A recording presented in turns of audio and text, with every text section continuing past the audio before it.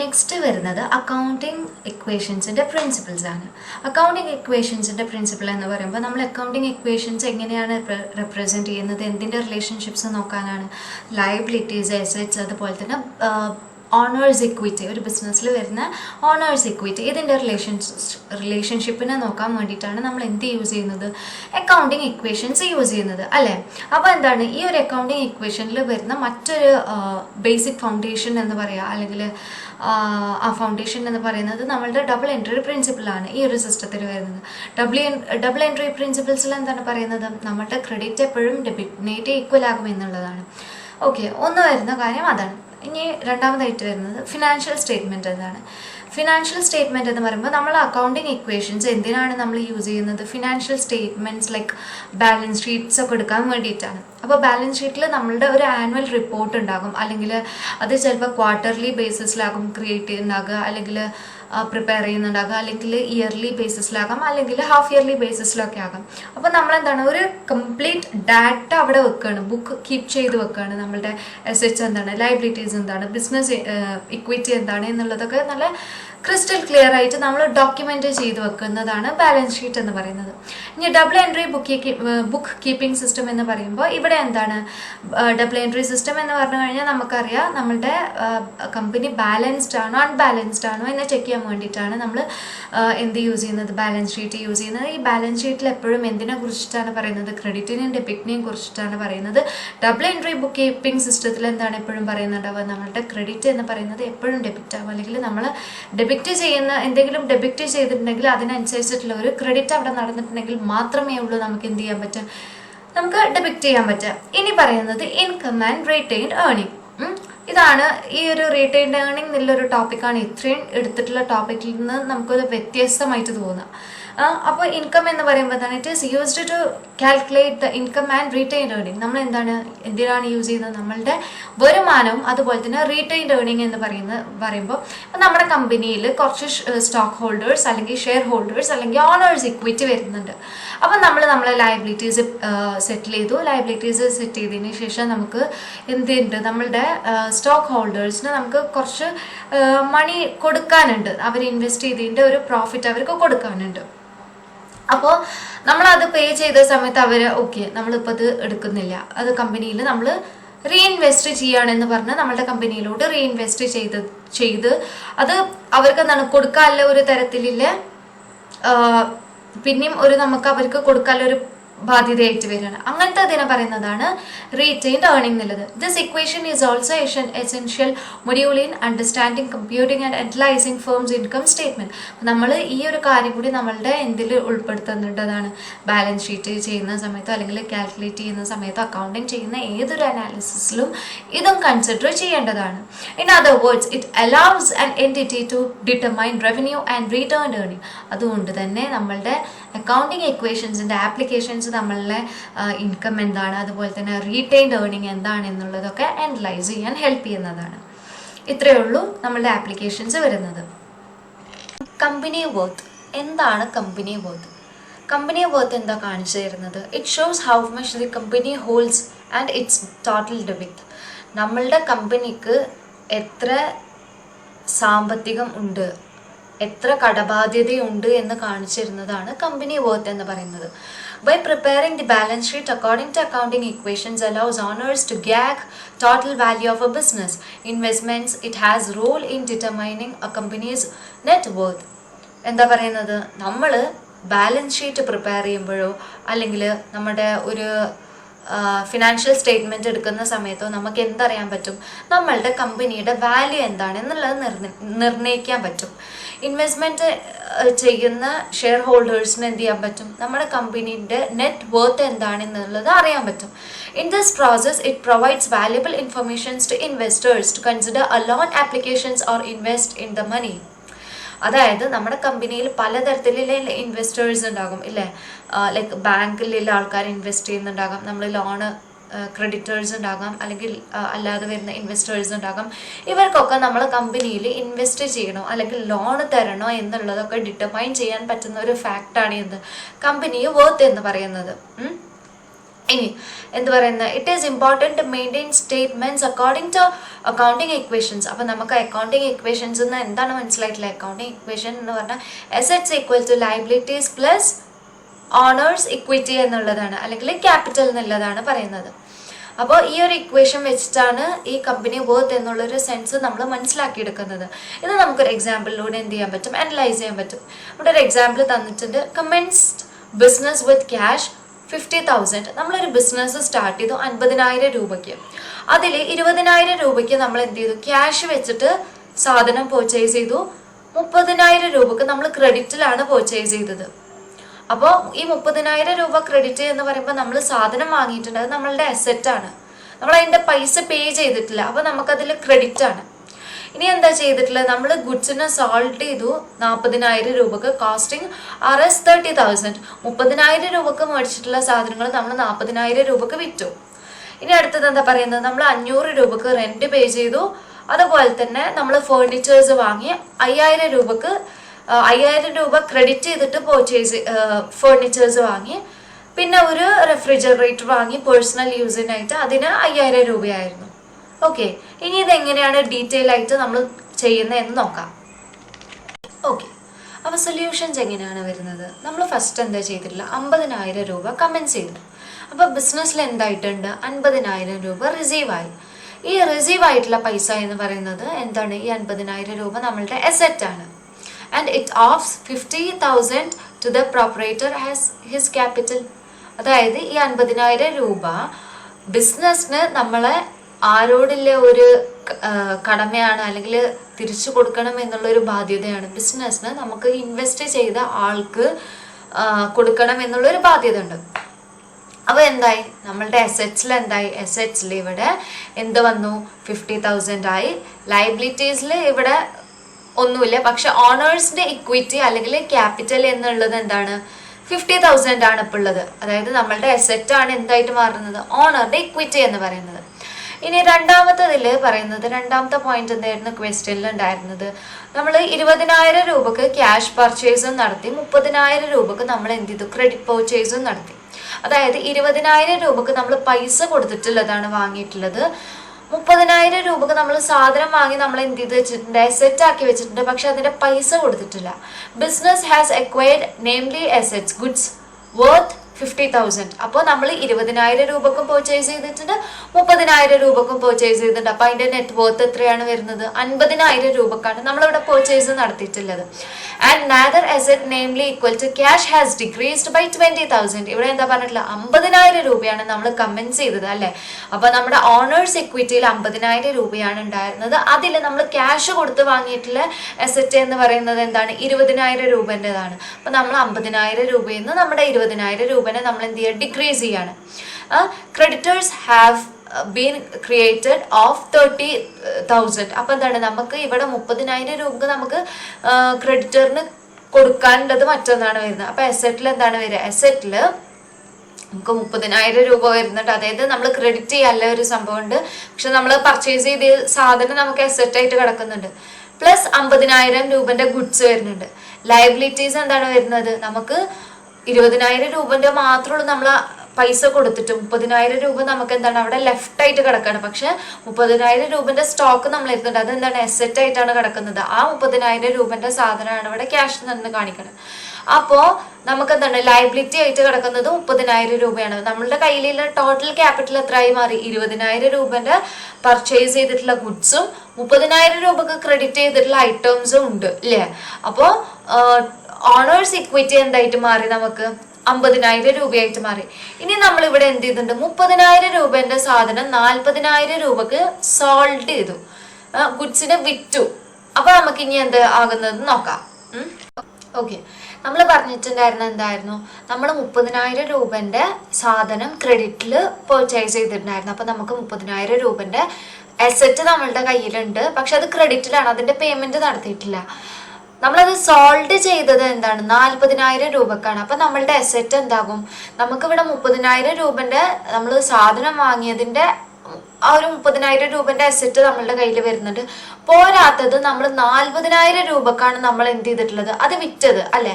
അപ്പൊ 30,000 പ്ലസ് 40,000 എന്താകും ഇവിടെ ക്യാഷില്, അസറ്റില് ക്യാഷിൽ എന്ത് വരും, ഈ മൗസ് പോയിന്റ് നോക്കൂട്ടോ, 70,000 രൂപ വരും. ഇനി നമുക്ക് ഗുഡ്സിൽ എന്താണ് വരുന്നത്, നമ്മൾക്ക് ടോട്ടലായിട്ട് നമ്മൾ ക്വസ്റ്റ്യനിൽ പറഞ്ഞിട്ടുണ്ടായിരുന്നു 20,000 രൂപക്ക് നമ്മൾ ക്യാഷ് കൊടുത്ത് പർച്ചേസ് ചെയ്തു, 30,000 രൂപക്ക് നമ്മൾ ക്രെഡിറ്റിൽ പർച്ചേസ് ചെയ്തു എന്നുള്ളത്. അപ്പോൾ നമ്മൾ 20,000 രൂപക്ക് നമ്മൾ ക്യാഷ് കൊടുത്ത് പർച്ചേസ് ചെയ്തത് എന്താണ്, ഗുഡ്സ് നമുക്ക് ഇവിടെ 20,000 രൂപ തന്നെ കിടക്കുന്നുണ്ട്. അപ്പോൾ ടോട്ടൽ അസറ്റ്സ് എന്ന് പറയുന്നത് എന്താണ്, നമ്മളുടെ കയ്യിലെ 70,000 പ്ലസ് 20,000 എന്ത് വരും, 90,000 അഥവാ 90,000 വരും. ഇനി നമ്മൾ എന്താണ്, ക്രെഡിറ്റേഴ്സിന് 30,000 രൂപ, അതായത് നമ്മളുടെ ലയബിലിറ്റി ആയിട്ട് കിടക്കുന്നത് എന്താണ്, 30,000 രൂപയാണ്. കാരണം നമ്മൾ നമ്മളുടെ ടോട്ടലായിട്ട് കമൻസ് ചെയ്തിട്ടുള്ള അസറ്റ് എന്ന് പറയുന്നത് 50,000 രൂപയായിരുന്നു. അതിൽ 20,000 രൂപൻ്റെത് മാത്രമാണ് നമ്മൾ എന്ത് ചെയ്തിട്ടുള്ളത്, നമ്മൾ ക്യാഷ് കൊടുത്ത് പർച്ചേസ് ചെയ്തിട്ടുള്ളത്. ബാക്കി 30,000 രൂപയ്ക്ക് എന്താണ്, 30,000 രൂപക്ക് നമ്മൾ എന്താണ് ചെയ്തിട്ടുള്ളത്, ക്രെഡിറ്റ് ചെയ്യാണ് ചെയ്തിട്ടുള്ളത്. അപ്പൊ അതെന്താണ്, അത് അപ്പോഴും നമുക്ക് അവിടെ ലയബിലിറ്റി ആയിട്ട് കിടക്കുകയാണ് ചെയ്തിട്ടുള്ളത്. ഇനി ഇവിടെ ഓണേഴ്സ് ഇക്വിറ്റി എന്ന് പറയുന്നത് എന്താണ് വരുന്നത്, നമ്മൾക്ക് ടോട്ടലി നമ്മളെ കയ്യിൽ എന്തുണ്ടായിരുന്നു, നമ്മൾ കമൻസ് ചെയ്തിട്ടുള്ള എമൗണ്ട് എന്ന് പറയുന്നത് 50,000 രൂപയാണ് അല്ലെ. അപ്പോൾ നമ്മളുടെ 50,000 രൂപന്റെ കൂടെ നമ്മൾ ഇവിടെ 30,000 രൂപന്റെ സാധനം നമ്മൾ 40,000 രൂപക്ക് വിറ്റപ്പോ ഒബ്വിയസ്ലി നമുക്ക് അവിടെ 10,000 രൂപയുടെ ലാഭം ഉണ്ടായിട്ടുണ്ട് ഇല്ലേ. അപ്പൊ നമ്മൾ എന്ത് ചെയ്യും, ഇവിടെ 60,000 രൂപ വരുന്നത് നമ്മൾ 50,000 രൂപന്റെ കൂടെ 10,000 രൂപ കൂട്ടുമ്പോഴാണ് നമുക്ക് ഓണേഴ്സ് ഇക്വിറ്റി എന്തായിട്ട് മാറുന്നത്, 60,000 രൂപയായിട്ട് വരുന്നത്. ഇനി നാലാമത്തെ പോയിന്റിൽ വരുന്നതാണ് നമുക്കൊരു 500 രൂപ റെന്റ് പേ ചെയ്യാണ്ട്. ഈ റെന്റ് പേ ചെയ്യാണ്ട് എന്ന് പറയുന്നത് എന്താ, നമ്മളുടെ എക്സ്പെൻഡിച്ചർ ആണ് അല്ലെ. അപ്പൊ നമുക്ക് ഓൾറെഡി ഇവിടെ ക്യാഷിൽ നമുക്ക് എന്താണ് കിടക്കുന്നുണ്ടായിരുന്നത്, 70,000 രൂപയാണ്. ഈ 70,000 രൂപയിൽ നിന്നാണ് നമ്മളുടെ എക്സ്പെൻഡിച്ചർ ആയിട്ടുള്ള റെന്റ് നമ്മൾ പേ ചെയ്തത്. അപ്പൊ 70,000 രൂപ മൈനസ് 500 രൂപ നമ്മൾ ചെയ്യുമ്പോൾ നമുക്ക് എന്ത് കിട്ടും, 69,500 കിട്ടും. പിന്നെ ഇവിടെ ഗുഡ്സിൽ 20,000 രൂപ വരുന്നുണ്ട്. അത് നമ്മൾ നേരത്തെ പറഞ്ഞിട്ടുണ്ടായിരുന്നു. 20,000 രൂപക്കാണ് നമ്മൾ എന്ത് പർച്ചേസ് ചെയ്തിട്ടുള്ളത്, ക്യാഷ് കൊടുത്ത് ഗുഡ്സ് പർച്ചേസ് ചെയ്തിട്ടുള്ളത്. ആ 20,000 രൂപയാണ് ഇവിടെ കാണുന്നത്. ഇത് രണ്ടും സമ്മ് ചെയ്താൽ, അതായത് ആഡ് ചെയ്താൽ നമുക്ക് ടോട്ടലായിട്ട് 89,500 രൂപ കിട്ടും. ലയബിലിറ്റി അതുപോലെ തന്നെ ചേഞ്ച് ഇല്ലാതെ നമുക്ക് എന്താണ്, 30,000 രൂപ നമ്മൾ ക്രെഡിറ്റിലാണ് പർച്ചേസ് ചെയ്തത്. ആ 30,000 രൂപ അതുപോലെ തന്നെ വരുന്നുണ്ട്. ഇനി ഓണേഴ്സ് ഇക്വിറ്റിയിൽ എന്താകും, നമുക്ക് നേരത്തെ അറിയായിരുന്നു 60,000 രൂപയായിരുന്നു നമ്മളുടെ ഇക്വിറ്റി എന്ന് പറയുന്നത്. അതെന്തായിട്ട് മാറി, ആ 60,000 രൂപയിൽ നിന്ന് നമ്മൾ 500 രൂപ നമ്മളുടെ എക്സ്പെൻഡിച്ചർ മൈനസ് ചെയ്തപ്പോൾ 59,500 രൂപയായി. അതാണ് ഇവിടെ കാണിക്കുന്നത്. ഓക്കെ, ഫിഫ്ത്ത് പോയിന്റ് പറയുന്നത് നമ്മൾ ക്രെഡിറ്റിൽ കുറച്ച് ഫേർണിച്ചേഴ്സ് പർച്ചേസ് ചെയ്തു. അതായത് 5,000 രൂപ ക്രെഡിറ്റ് ചെയ്തിട്ട് നമ്മൾ ഫേർണിച്ചർ പർച്ചേസ് ചെയ്തു. ഈ പർച്ചേസ് ചെയ്യുമ്പോൾ എന്താണ്, ഫേർണിച്ചർ എന്ന് പറയുന്നത് നമ്മളുടെ അസറ്റ് ആണ് അല്ലേ. അപ്പോൾ നമുക്ക് നേരത്തെ ക്യാഷിൽ എത്രയാണ് ഉണ്ടായിരുന്നത്, നമ്മൾ റെന്റ് പേ ചെയ്ത് കഴിഞ്ഞതിന് ശേഷം നമുക്ക് ബാക്കി വരുന്ന ഇക്വിറ്റി എന്ന് പറയുന്നത്, ഓണേഴ്സ് ഇക്വിറ്റി എന്ന് പറയുന്നത് 69,500 ആയിരുന്നു. അതാണ് നമ്മളുടെ കയ്യിലുള്ള ക്യാഷ്. അപ്പോൾ 69,500 അവിടെ ഉണ്ട്. അത് കഴിഞ്ഞിട്ട് 20,000 രൂപ, നമ്മൾ 50,000 രൂപ ഉള്ളതിൽ 20,000 രൂപ പൈസ കൊടുത്ത് വാങ്ങിയ ഗുഡ്സ് ഉണ്ട്. അപ്പൊ ആ ഗുഡ്സിന്റെ amount ആണ് ഇവിടെ കാണിച്ചിട്ടുള്ളത് 20,000 രൂപ. അതുപോലെ തന്നെ നമ്മൾ 5,000 രൂപക്ക് ഇവിടെ എന്ത് ചെയ്തിട്ടുണ്ട്, ഫേർണിച്ചേഴ്സ് ക്രെഡിറ്റിൽ പർച്ചേസ് ചെയ്തു. അപ്പൊ 5,000 രൂപയും വന്നിട്ട്. അപ്പൊ ഈ 69,500 പ്ലസ് 20,000 പ്ലസ് 5,000 എന്ന് പറയുന്നത് 94,500 ആണ് വരുന്നത്. ഇനി ഇവിടെ നമുക്ക് ലയബിലിറ്റി 35,000 ആയിട്ട് മാറും. അതെങ്ങനെയാണ് 35,000 ആകുന്നത്? നമ്മളുടെ 50,000 രൂപയിൽ 30,000 രൂപക്ക് നമ്മൾ ക്രെഡിറ്റിലാണ് പർച്ചേസ് ചെയ്തിട്ടുള്ളത്. അതുപോലെ തന്നെ നമ്മൾ ഇവിടെ ഫേർണിച്ചർ പർച്ചേസ് ചെയ്തിട്ടുള്ളതും എന്താണ്, 5,000 രൂപക്കാണ്. അപ്പോൾ 30,000 പ്ലസ് 5,000 ഈക്വൽ ടു 35,000 എന്ന് വരും. ഇവിടെ ഇനി എന്താണ് വരുന്നത്, നമുക്ക് 59,500 രൂപയാണ് എന്ത് വരുന്നത്, നമ്മളുടെ ഓണേഴ്സ് ഇക്വിറ്റി വരുന്നത്. ഈ 59,500 വരുന്നത് എങ്ങനെയാണ്, നമുക്ക് എന്തൊക്കെ മൈനസ് ചെയ്യുമ്പോഴാണ്, പിന്നെ എന്താ വരുന്നത്, നമ്മൾ 5000 രൂപക്ക് ഒരു ഫേർണിച്ചർ വാങ്ങിയിട്ടുണ്ടായിരുന്നു. ഈ വാങ്ങിയ ഫേർണിച്ചർ എന്താ ക്രെഡിറ്റിലാണ് വാങ്ങിയിട്ടുള്ളത്. അപ്പോൾ ക്രെഡിറ്റിൽ വാങ്ങുമ്പോൾ എന്താണ്, നമുക്ക് കടാണ് വരുന്നത് അല്ലേ. അപ്പോൾ നമുക്ക് ബെനിഫിറ്റ് കിട്ടിയിട്ടുണ്ട്, ഫേർണിച്ചർ എന്നുള്ള ബെനിഫിറ്റ് കിട്ടിയിട്ടുണ്ട്, നമ്മൾ പൈസ പേ ആക്കിയിട്ടില്ല. അപ്പോൾ 5000 രൂപ നമുക്ക് ലയബിലിറ്റി ആയിട്ട് വന്നു. ഇപ്പോൾ ഓൾറെഡി അസെറ്റിൽ ക്യാഷിൽ നമുക്ക് 69,500 ഉണ്ട്. പിന്നെ നമ്മൾ ഗുഡ്സ് വാങ്ങിയതിൻ്റെ 20,000 രൂപ വരുന്നുണ്ട്. അസെറ്റിൽ പിന്നെ എന്താ വരുന്നത്, 5000 രൂപേൻ്റെ ഫേർണിച്ചർ വരുന്നുണ്ട്. അപ്പോൾ നമുക്കിവിടെ മൊത്തത്തിൽ 94,500 കിട്ടും. ഇനി ലയബിലിറ്റിയുടെ കേസിലാകുമ്പോൾ ഓൾറെഡി നമുക്ക് 30,000 രൂപ ലയബിലിറ്റി ആയിട്ട് വരുന്നില്ലേ. ഇനി ഈ നമ്മളുടെ ഫേർണിച്ചറിൻ്റെ 5000 കൂടിയും കൂട്ടുമ്പോൾ നമുക്ക് 35,000 രൂപ എന്തായിട്ട് വരും, നമ്മളുടെ ലയബിലിറ്റി ആയിട്ട് വരും. ഓണേഴ്സ് ഇക്വിറ്റിയിൽ എന്ത് വരും, 59,500 വരും. അതെങ്ങനെയാ, 94,500 മൈനസ് 35,000 രൂപ നമ്മൾ കുറച്ച് കഴിഞ്ഞാൽ നമുക്ക് എന്താ കിട്ടുന്നത്, 59,500 രൂപയാണ് കിട്ടുന്നത്. അതാണ് ഓണേഴ്സ് ഇക്വിറ്റി എന്ന് പറയുന്നത്. ഇനി ഇവിടെ വരുന്നത് boat refrigerator for personal use, that is 5,000 and will affect the reducing both cash well as capital by 5,000 each. ഇനി നമുക്ക് ഇവിടെ എത്രയാണ് നമ്മളുടെ അസറ്റിൽ ക്യാഷ് കിടക്കുന്നത്, 64,500 വരുന്നുണ്ട്. ഗുഡ്സ് എത്രയാണ് വരുന്നത്, 20,000 രൂപ വരുന്നുണ്ട്. ഫേർണിച്ചറിൻ്റെ റേറ്റ് എത്രയാണ്, 5,000 രൂപയാണ്. അപ്പോൾ മൊത്തത്തിൽ 89,500 വരുന്നുണ്ട്. ലയബിലിറ്റീസ് നേരത്തെ വന്നിട്ടുള്ള 30,000 പ്ലസ് 5,000. ഇനി ഇവിടെ നമ്മൾ എന്താണ്, പേഴ്സണൽ യൂസിന് വേണ്ടിയിട്ട് 5000 രൂപ നമ്മൾ പൈസ എടുത്തിട്ടാണ് എന്ത് മേടിച്ചിട്ടുള്ളത്, ഫ്രിഡ്ജ് വാങ്ങിയിട്ടുള്ളത്. അപ്പോൾ നമ്മളെ ഒരു പ്രോപ്പറേറ്ററി സോൾ പ്രോപ്പറേറ്ററി ആയിട്ട് ചെയ്യുകയാണെങ്കിൽ, അതായത് ഒരാൾ മാത്രം ഒരു ഫേം നടത്തുകയാണ്, അയാളുടെ പേഴ്സണൽ യൂസിന് വേണ്ടിയിട്ട് ക്യാഷ് എടുക്കുകയാണെങ്കിൽ എന്താണ്, അതിനെ പറയുന്നതാണ് ഡ്രോയിങ്സ് എന്നുള്ളത് അല്ലേ. അപ്പോൾ ഇവിടെ അയാളുടെ അക്കൗണ്ടിൽ നിന്ന്, ഈ ഫ്രിഡ്ജ് വാങ്ങിയിട്ടുള്ള ആളുടെ അക്കൗണ്ടിൽ നിന്ന് നമ്മൾ 5000 രൂപ എന്ത് ചെയ്യും, ഡിഡക്ട് ചെയ്യും. അപ്പോൾ ഓണേഴ്സ് ഇക്വിറ്റിയിൽ ആദ്യം എത്രയായിരുന്നു, 59,500 ആയിരുന്നു. ഈ 59,500 നിന്ന് നമ്മൾ 5000 രൂപ എന്ത് ചെയ്യും, ഡിഡക്ട് ചെയ്യും. കാരണം ഡ്രോയിങ്സ് അല്ലേ, 5000 രൂപ അയാളെ പേഴ്സണൽ യൂസിന് എടുത്തതല്ലേ. 5000 രൂപ ഡിഡക്ട് ചെയ്യും. അപ്പോൾ അത് 54,500 രൂപയാണ്. ഇങ്ങനെയാണ് നമ്മൾ പ്രോബ്ലം സോൾവ് ആക്കുന്നത്. അക്കൗണ്ട്സ് എന്താണ്, അക്കൗണ്ട്സ് എന്താണെന്നുള്ളത് നമ്മൾ പ്രീവിയസ്ലി കുറേ തവണ റിപ്പീറ്റ് ചെയ്തിട്ടുണ്ട്. ഒന്നുകൂടിയും പറയാം. അക്കൗണ്ട്സ് എന്ന് പറയുന്നത് ഒരു ബിസിനസ് ലാംഗ്വേജ് ആണ്. എന്തിനാണ് യൂസ് ചെയ്യുന്നത്, നമ്മളുടെ ഒരു ഫേമിൽ നടക്കുന്ന എല്ലാ ഫിനാൻഷ്യൽ ബിസിനസ് കമ്മ്യൂണിക്കേഷൻസിനെ അറിയാൻ വേണ്ടിയിട്ട് അല്ലെങ്കിൽ കമ്മ്യൂണിക്കേറ്റ് ചെയ്യാനാണ് നമ്മൾ എന്ത് യൂസ് ചെയ്യുന്നത്, അക്കൗണ്ട്സ് യൂസ് ചെയ്യുന്നത്. ഇനി നമ്മളുടെ അക്കൗണ്ട്സിന് എന്ത് വരുന്നുണ്ട്, അക്കൗണ്ട്സിൽ നമുക്ക് ക്രെഡിറ്റും ഡെബിറ്റും നടക്കുന്നുണ്ട്. അപ്പോൾ ഈ ക്രെഡിറ്റും ഡെബിറ്റും നടക്കണമെന്നുണ്ടെങ്കിൽ നമുക്ക് കുറച്ച് അക്കൗണ്ട്സ് വേണം അല്ലേ. ഈ അക്കൗണ്ട്സ് വേണമെന്നുണ്ടെങ്കിൽ നമ്മൾ അക്കൗണ്ട്സിനെ കുറച്ച് ക്ലാസിഫൈ ചെയ്യുന്നുണ്ട്. ഈ ക്ലാസിഫൈ ചെയ്യുന്നതാണ് ഫസ്റ്റ് വണ്ടിൽ വരുന്നത് പേഴ്സണൽ അക്കൗണ്ട്സ്. പേഴ്സണൽ അക്കൗണ്ട്സ് എന്ന് പറഞ്ഞാൽ accounts which are related to individuals, firms, companies, cooperatives, societies, banks, financial institutions are known as personal accounts. അതായത് ഒരാളുടെ വ്യക്തിപരമായിട്ടുള്ള ആവശ്യങ്ങൾക്ക് ഒരു വ്യക്തിയുടെ പേരിലോ അല്ലെങ്കിൽ ഒരു ഫേമിന്റെ പേരിലോ അല്ലെങ്കിൽ എന്തെങ്കിലും കോപ്പറേറ്റ് സൊസൈറ്റിയുടെ പേരിലോ അല്ലെങ്കിൽ ബാങ്കിന്റെ പേരിലോ ഫിനാൻഷ്യൽ ഇൻസ്റ്റിറ്റ്യൂഷന്റെ പേരിലോ ഒക്കെ എടുക്കുന്ന അക്കൗണ്ടിനെ പറയുന്നതാണ് പേഴ്സണൽ അക്കൗണ്ട് എന്നുള്ളത്. ഈ ഒരു അക്കൗണ്ട്സിനെ തന്നെ വീണ്ടും നമുക്ക് ക്ലാസിഫൈ ചെയ്യാൻ പറ്റും. ഏതൊക്കെയാണത് നോക്കാം. അക്കൗണ്ട്സിനെ 3 ആയിട്ട് ക്ലാസിഫൈ ചെയ്തിട്ടുണ്ട്. അതാണ് ഫസ്റ്റ് വരുന്നതാണ് natural personal accounts. Natural personal account എന്ന് പറയുന്നത് ഓരോ ഇൻഡിവിജ്വൽസിന്റെ നെയിമിലെടുക്കുന്ന അക്കൗണ്ട്സിനെ പറയുന്നതാണ് നാച്ചുറൽ പേഴ്സണൽ അക്കൗണ്ട്സ് എന്നുള്ളത്. ആർട്ടിഫിഷ്യൽ പേഴ്സണൽ അക്കൗണ്ട്സ് എന്ന് പറഞ്ഞാൽ നമ്മുടെ ഒരു ഫോമിന്റെ പേരിലോ അല്ലെങ്കിൽ എന്തെങ്കിലും ഒരു ബാങ്ക് റിലേറ്റഡ് ആയിട്ടുള്ള എന്തെങ്കിലും കാര്യത്തിന് വേണ്ടിയിട്ട് എടുക്കുന്ന അക്കൗണ്ട്സ് അല്ലെങ്കിൽ ഒരു ഫിനാൻഷ്യൽ ഇൻസ്റ്റിറ്റ്യൂഷന്റെ നെയിംസിൽ എടുക്കുന്ന അക്കൗണ്ട്സ്, ഇങ്ങനെയുള്ള അക്കൗണ്ട്സിനെ പറയുന്നതാണ് ആർട്ടിഫിഷ്യൽ പേഴ്സണൽ അക്കൗണ്ട്സ് എന്നുള്ളത്.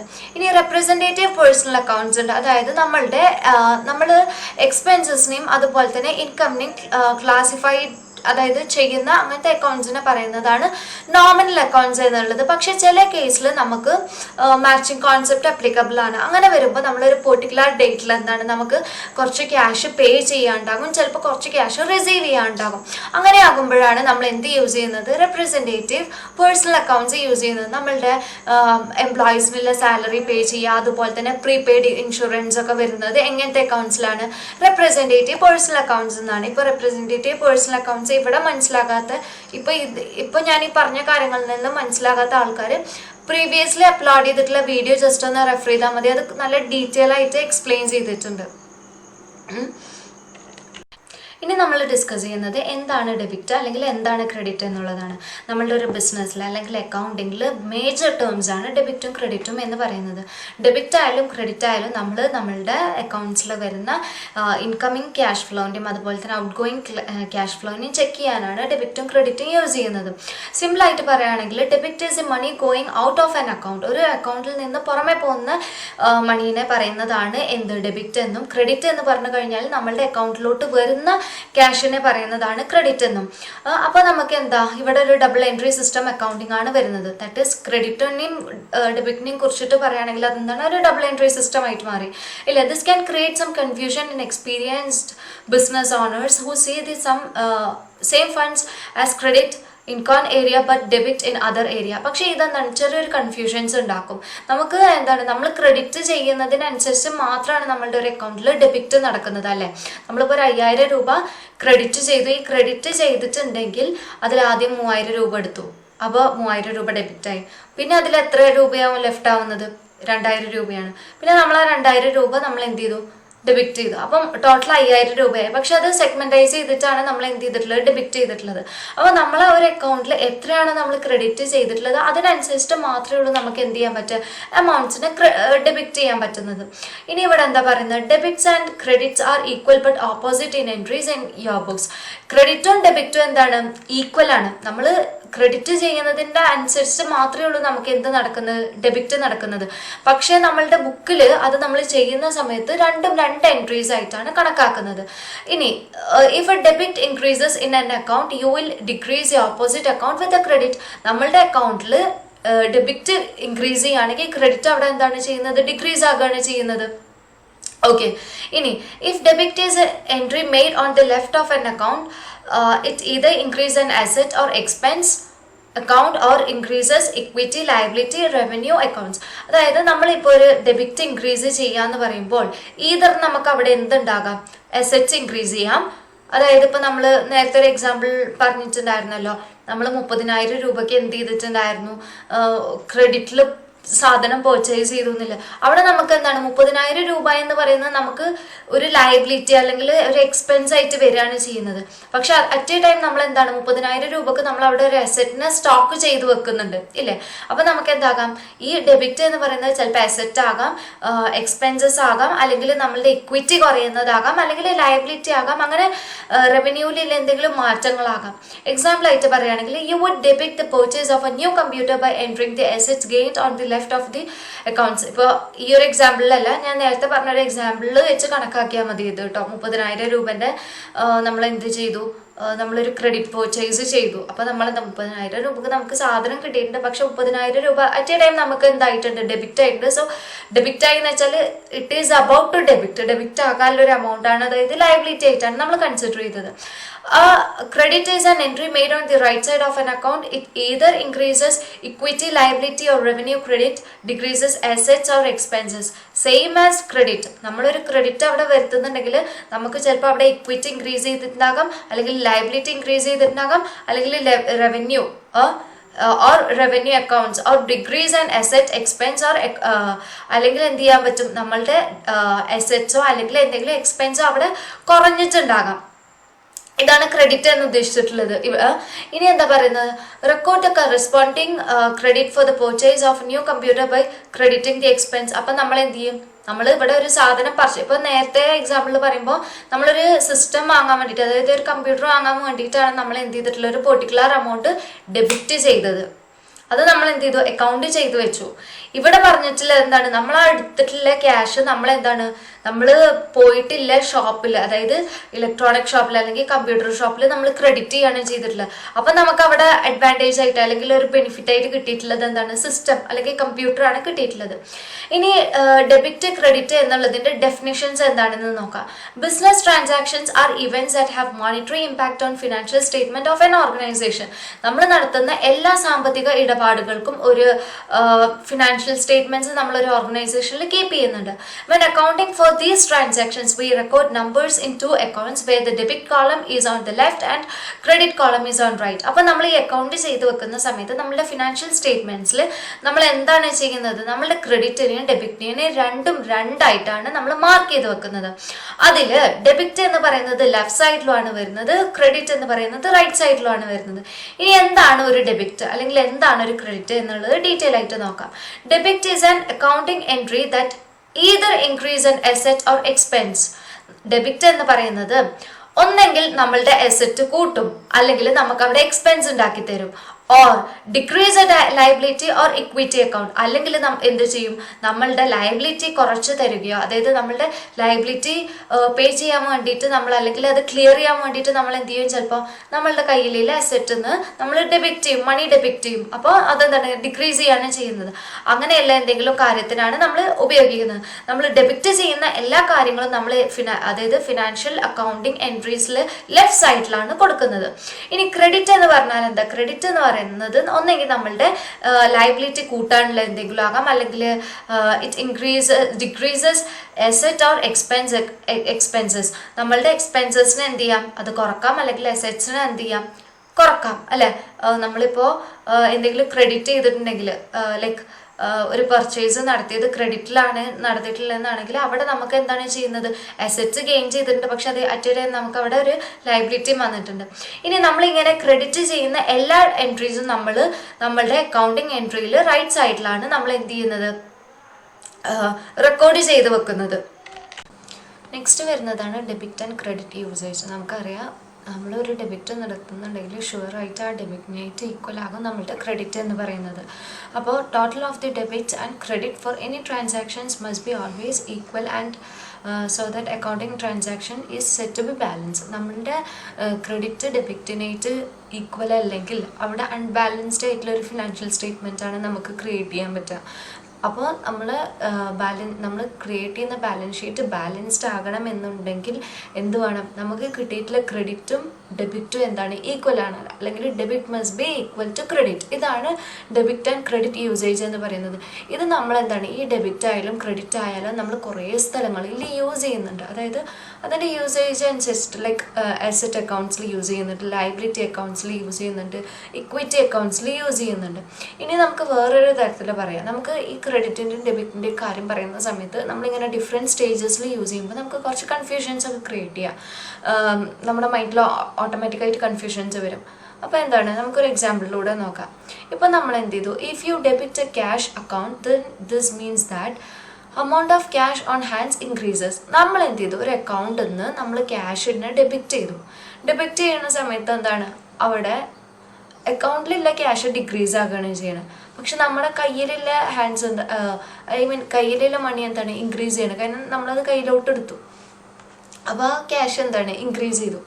ഇനി അങ്ങനെ ആകുമ്പോൾ if you debit and accounts payable cash accounts payable this means that the amount of accounts payable liability decreases. നമ്മൾ ക്യാഷ് എടുത്തിട്ടുള്ളത്, അതായത് ക്യാഷ് ഡെബിറ്റ് ചെയ്തിട്ടുള്ളത് എന്തിനു വേണ്ടിയിട്ടാണ്, നമ്മളുടെ ഒരു ലയബിലിറ്റിനെ പേ ചെയ്യാനാണെങ്കിൽ അവിടെ നമ്മളുടെ ലയബിലിറ്റി എന്താണ്, ഡിക്രീസ് ചെയ്യാണ് ചെയ്യുന്നത്, അല്ലേ. നമുക്കിപ്പോൾ ഒരു 500 രൂപ ഒരാൾക്ക് കൊടുക്കാനുണ്ടായിരുന്നു. ഈ 500 രൂപയിൽ നമ്മൾ ഡെബിറ്റ് ചെയ്തിട്ട് നമ്മളെ അക്കൗണ്ടിൽ നിന്ന് 250 രൂപ ഡെബിറ്റ് ചെയ്തിട്ട് 500 രൂപയിൽ 250 രൂപ പേ ചെയ്തിട്ടുണ്ടെങ്കിൽ 500 രൂപ എന്നുള്ള ലയബിലിറ്റിയിൽ ബാക്കി എത്ര ലയബിലിറ്റി ഉള്ളൂ നമുക്ക് ബാക്കി വരിക, 250 രൂപയുള്ളൂ. അതാണ് അടുത്ത എക്സാമ്പിളായിട്ട് പറഞ്ഞത്. അപ്പോൾ ഈ ഒരു പല ടൈപ്പ് ഓഫ് അക്കൗണ്ട്സിലും ഇതിന് ഭയങ്കര ബ്രോഡായിട്ടുള്ള ഒരു ഇമ്പാക്റ്റ് ആണ് വരുന്നത്, ക്രെഡിറ്റിനായാലും ഡെബിറ്റിനായാലും. ഇനി അസറ്റ് അക്കൗണ്ട്സിൻ്റെ കേസിൽ വരുന്ന ഇമ്പാക്റ്റ് എന്താണ്, നമ്മളുടെ ഡെബിറ്റ് എന്ത് ചെയ്യും, ഇൻക്രീസ് ചെയ്യും. അതേസമയം നമ്മുടെ ക്രെഡിറ്റ് ബാലൻസ് എന്താണ് ചെയ്യുന്നത്, ഡിക്രീസ് ചെയ്യാണ് ചെയ്യുന്നത്. നമ്മളുടെ അസറ്റ് അക്കൗണ്ട്സിൽ ഡെബിറ്റ് ഇൻക്രീസ് ചെയ്യുന്ന സമയത്ത് ക്രെഡിറ്റ് ഡിക്രീസ് ചെയ്യും. ഇനി രണ്ടാമത് വരുന്നത് ലയബിലിറ്റി അക്കൗണ്ട്സ് ആണ്. ലയബിലിറ്റി അക്കൗണ്ട്സിൽ ഡെബിറ്റ് ഡിക്രീസ് ചെയ്യുന്ന സമയത്ത് നമ്മുടെ ക്രെഡിറ്റ് ഇൻക്രീസ് ചെയ്യും. ലയബിലിറ്റി അക്കൗണ്ട്സിൽ വരുന്നത് ഡെബിറ്റ് ഡിക്രീസ് ചെയ്യുന്ന സമയത്ത് ക്രെഡിറ്റ് ഇൻക്രീസ് ചെയ്യും. ഇനി ഇക്വിറ്റി അക്കൗണ്ട്സ് വരുന്നുണ്ട്. ഇക്വിറ്റി അക്കൗണ്ട്സിൽ നമ്മളുടെ ഡെബിറ്റ് ഡിക്രീസ് ചെയ്യും, അതുപോലെ തന്നെ ക്രെഡിറ്റ് എന്താണ്, ഇൻക്രീസ് ചെയ്യാണ് ചെയ്യുന്നത്. ഇക്വിറ്റി അക്കൗണ്ട്സിൽ വരുന്നത് എല്ലതും ഇവിടെ നമ്മളുടെ നോട്ട്സിൽ ക്ലിയർ ആയിട്ട് കൊടുത്തിട്ടുണ്ട്. അപ്പോൾ അത് ജസ്റ്റ് ഒന്ന് റെഫർ ചെയ്താൽ മതി. അതുതന്നെയാണ് ഞാൻ വോയിസ് ആക്കിയിട്ട് പറയുന്നത്. ഡെബിറ്റ് ഡിക്രീസ് ചെയ്യുന്ന സമയത്ത് നമ്മളുടെ എന്ത് ഇൻക്രീസ് ചെയ്യും? ക്രെഡിറ്റ് ഇൻക്രീസ് ചെയ്യുന്നതാണ്. ഇങ്ങനെയാണ് നമ്മുടെ ഡെബിറ്റ് ആയാലും ക്രെഡിറ്റ് ആയാലും ഈ ഓരോ അക്കൗണ്ട്സിൽ കൊടുക്കുന്ന ഇമ്പാക്റ്റ്. ഓക്കെ, ഇനി rules of debit and credit ആണ്. നമുക്ക് ഡെബിറ്റ് എന്ന് പറഞ്ഞാലും ക്രെഡിറ്റ് എന്ന് പറഞ്ഞാലും എന്താണ്? Debit means to enter the amount to left side of an account and credit means enter the amount in to right side എന്നുള്ളതാണ്. പക്ഷേ ഡെബിറ്റ് എന്ന് പറയുന്നത് എന്താണ്? First debit what comes in. Debit എന്ന് പറയുന്നത് എന്താണ് വരുന്നത്, ക്രെഡിറ്റ് എന്ന് പറഞ്ഞു കഴിഞ്ഞാൽ എന്താണ് പോകുന്നത് എന്നുള്ളതാണ്. അപ്പോൾ നമുക്ക് ഇതിന് 3 റൂൾസാണ് വരുന്നത്. അതിൽ ഫസ്റ്റ് ടൈപ്പ് ഓഫ് അക്കൗണ്ട് വരുന്നതാണ് ഫോർ പേഴ്സണൽ അക്കൗണ്ട്സ്. പേഴ്സണൽ അക്കൗണ്ട്സിൽ റൂൾ ഓഫ് ഡെബിറ്റ് ആകുമ്പോൾ ഡെബിറ്റ് എന്ന് പറയുന്നത് ആരെങ്കിലും റിസീവർ ആയിരിക്കും, അതിൻ്റെ ക്രെഡിറ്റ് എന്ന് പറയുന്നത് ആരാണ്? ഗിവറാണ്. ഇനി ഫോർ റിയൽ അക്കൗണ്ട്സിൻ്റെ കേസിലാകുമ്പോൾ എന്താണ് നമ്മുടെ അക്കൗണ്ടിലോട്ട് വരുന്നത്? ഡെബിറ്റ് വരുന്നത്. ക്രെഡിറ്റ് എന്ന് പറഞ്ഞാൽ നമ്മളുടെ അക്കൗണ്ടിൽ നിന്ന് പോകുന്നത്. നോമിനൽ അക്കൗണ്ടിൻ്റെ കേസിൽ നോക്കുകയാണെങ്കിൽ debit all expenses and loss. നമ്മൾ എന്ത് ചെയ്യും? എല്ലാ എക്സ്പെൻസസിനെയും ലോസിനെയും ഡെബിറ്റ് ചെയ്യാണ് ചെയ്യുന്നത്. ക്രെഡിറ്റിൻ്റെ കേസിൽ നോക്കുകയാണെങ്കിൽ എന്താ? Credit all incomes and gain. നമ്മൾ എന്താ ചെയ്യുന്നത്? എല്ലാ ഇൻകംസിനെയും ഗെയിനിനെയും ക്രെഡിറ്റ് ചെയ്യാണ്. ഇത്രയാണ് rules of debit and credit വരുന്നത്. ഇനി നമ്മൾ ഡിസ്കസ് ചെയ്യുന്നത് ഇലിസ്ട്രേഷൻ 3 ആണ്. അതായത് എങ്ങനെയാണ് നമ്മൾ പേഴ്സണൽ അക്കൗണ്ട്സിനെ, റിയൽ അക്കൗണ്ട്സിനെ, അതുപോലെ തന്നെ നോമിനൽ അക്കൗണ്ട്സിനെ ക്ലാസിഫൈ ചെയ്യുന്നത് എന്നുള്ളതാണ്. അപ്പോൾ എന്താണ് പേഴ്സണൽ അക്കൗണ്ട്, എന്താണ് റിയൽ അക്കൗണ്ട്, എന്താണ് നോമിനൽ അക്കൗണ്ട് എന്നുള്ളത് നമ്മൾ വേറൊരു വീഡിയോയിൽ അപ്ലോഡ് ചെയ്തിട്ടുണ്ട്. ആ വീഡിയോ റെഫർ ചെയ്യാം. അപ്പോൾ റിയൽ അക്കൗണ്ട്സ് എന്ന് പറയുമ്പോൾ അതിൽ വരുന്ന കാറ്റഗറീസ് ഏതൊക്കെയാണ്? ഇൻവെസ്റ്റ്മെൻറ്റ്സ് റിയൽ അക്കൗണ്ട്സിലാണ് വരുന്നത്, ഫ്രീ ഹോൾഡ് പ്രിമൈസസ് റിയൽ അക്കൗണ്ട്സിലാണ് വരുന്നത്, loose tool accounts, purchased accounts, അതുപോലെ തന്നെ സെയിൽസ് അക്കൗണ്ട് ഒക്കെ റിയൽ അക്കൗണ്ട്സിലാണ് വരുന്നത്. ഇനി നോമിനൽ അക്കൗണ്ട് എന്ന് പറയുമ്പോൾ നമ്മൾ ക്രെഡിറ്റ് അല്ലെങ്കിൽ ഡെബിറ്റിനെ കുറിച്ചിട്ട് സംസാരിക്കുന്ന അക്കൗണ്ട്സ് ആണ് നോമിനൽ അക്കൗണ്ട് എന്ന് പറയുന്നത്. അപ്പോൾ അതിൽ വരുന്നത് ഏതൊക്കെയാണ്? സാലറി, അത് നമുക്ക് എക്സ്പെൻസ് ആയിട്ട് വരുന്ന ഒരു കാര്യമാണ്. അതുപോലെ തന്നെ ബ്രോക്കറേജ് അക്കൗണ്ട്, അതുപോലെ ടോൾ ടാക്സ് അക്കൗണ്ട് വരും, ഡിവിഡൻഡ് റിസീവ്ഡ് അക്കൗണ്ട് വരും, അതുപോലെ തന്നെ വരുന്നതാണ് റോയാലിറ്റി അക്കൗണ്ട്. ഇനി പേഴ്സണൽ അക്കൗണ്ട്സ് എന്ന് പറയുമ്പോൾ നമ്മൾ മനുഷ്യന്മാരുടെ പേരിലുള്ള അക്കൗണ്ട്സ് ആണ് പേഴ്സണൽ അക്കൗണ്ട്സ് എന്ന് പറയുന്നത്, അല്ലേ? ഈ അങ്ങനത്തെ അക്കൗണ്ട്സിൽ വരുന്നതാണ് അക്യൂർഡ് ഇൻട്രസ്റ്റ് റാം, അതുപോലെ Haryana agro industries corporations, Janata mechanical works corporation, bank capital accounts. ഇതൊക്കെ ഏതിൽ വരുന്നതാണ്? പേഴ്സണൽ അക്കൗണ്ട്സിൽ വരുന്നതാണ്. അപ്പോൾ ഇങ്ങനെയാണ് നമ്മൾ അക്കൗണ്ട്സിനെ ക്ലാസിഫൈ ചെയ്യുക. അതായത് റിയൽ അക്കൗണ്ട്സ് എന്താണ്, റിയൽ അക്കൗണ്ട്സിൻ്റെ നേച്ചർ എന്താണെന്ന് നോക്കും. അതിനനുസരിച്ചിട്ട് വരുന്ന കാറ്റഗറീസിന് നമ്മൾ റിയൽ അക്കൗണ്ട്സിൽ കൊടുക്കും. നോമിനൽ അക്കൗണ്ട് എന്താ നോക്കും, നോമിനൽ അക്കൗണ്ടിൻ്റെ നേച്ചർ എന്താണ്, അതായത് ആ ഡെഫിനേഷനെ ജസ്റ്റ് ഒന്ന് ഓർത്ത് വെച്ചാൽ മതി. അപ്പോൾ ഡെഫിനേഷനിൽ മാച്ച് ആയിട്ട് വരുന്ന എക്സാമ്പിൾസ് ഉണ്ടാവും. ആ എക്സാമ്പിൾസിന് നമ്മൾ എവിടെ കൊടുക്കും? നോമിനൽസിൽ കൊടുക്കും. അതുപോലെ തന്നെയാണ് പേഴ്സണൽ അക്കൗണ്ട്സിലും ചെയ്യുന്നത്. ഇങ്ങനെയാണ് നമ്മൾ എന്ത് ചെയ്യുന്നത്? പേഴ്സണൽ അക്കൗണ്ട്സ്, അതുപോലെ തന്നെ റിയൽ അക്കൗണ്ട്സിനെ, അതുപോലെ തന്നെ നോമിനൽ അക്കൗണ്ട്സിനെ നമ്മൾ ക്ലാസിഫൈ ചെയ്യുന്നത്. ഓക്കെ.